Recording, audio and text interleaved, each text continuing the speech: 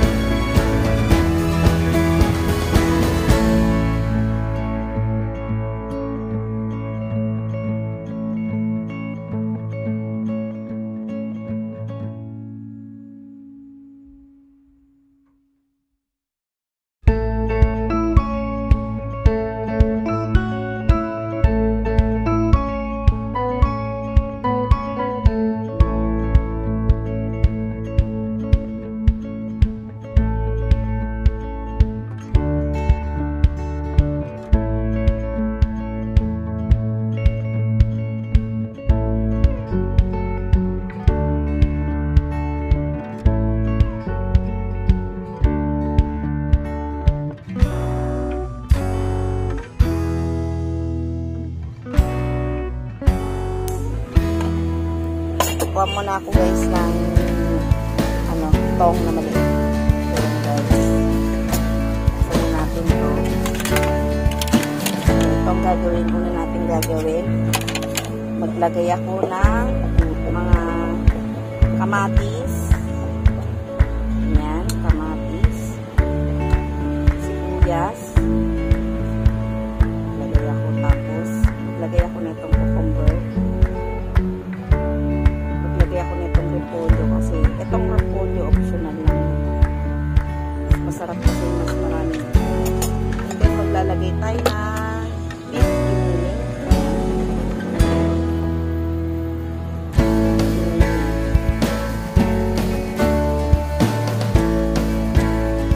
Tapos natin lagyan na beef cubes. Lagyan natin white sauce.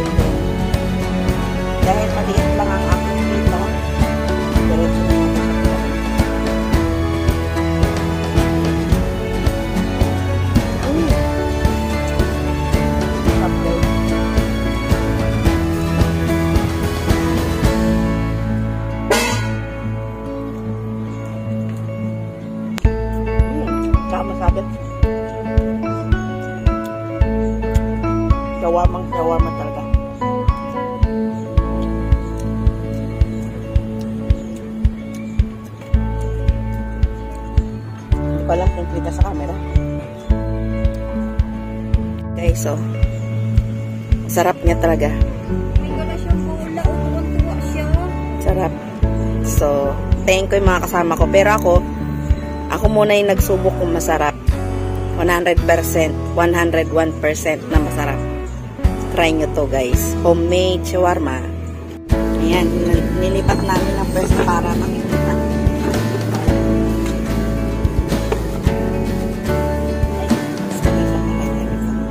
Wait lang. Ayusin ko yung camera guys. Sarap guys. Guys, ito. Merienda lang yan. Oh, para kami nasa restaurant. Merienda namin. Shawarma.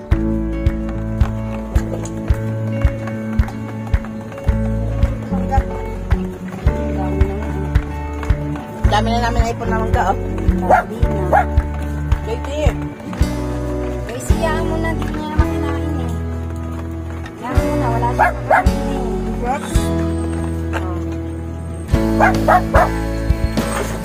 Ayan, dalawa. Ito tayo. Kami lang. Pakunin talaga yung sauce.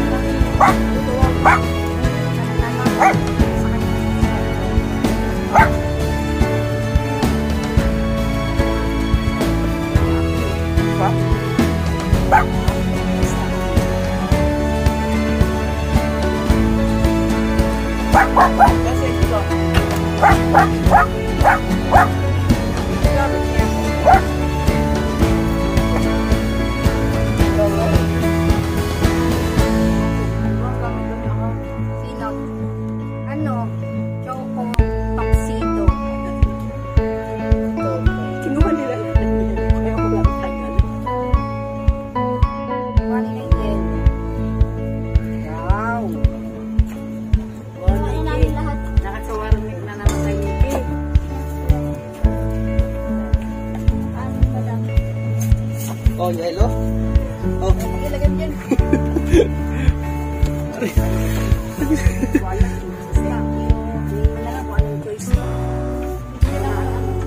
Kasi kung ako na naman ang kukukain, masisira na naman. Ayun, galing. Sinisira ko yung freezer. Natusok niya. Kamon nilagay ko ng ko. Punta, binalik ko lang din sa nila mesa. Pinugot ko na lahat ng ano. Oo.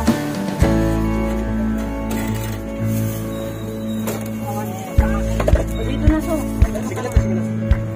Ano kayo dyan ah? Ano tawag doon? Food trip. Hindi yung binablog. Oo. Yung bokbang. Yung mukbang.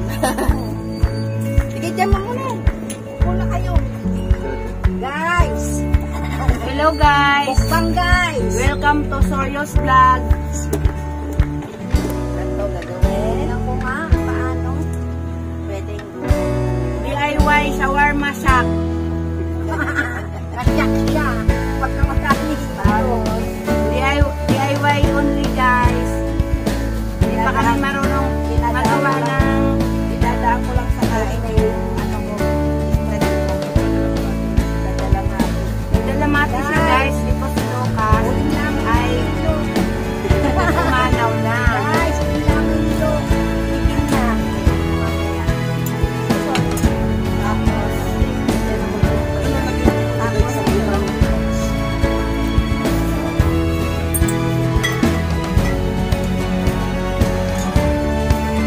Guys, gaya lang ako. Paano ba yun?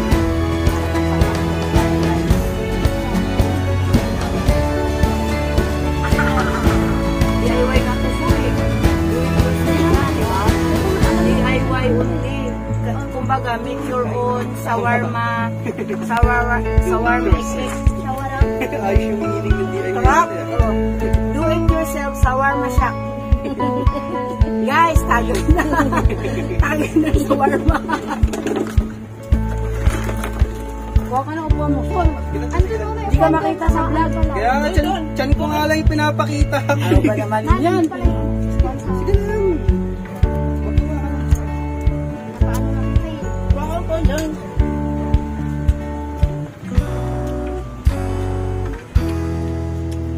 Ay, Hindi, kita kayo. Sana mabasa na.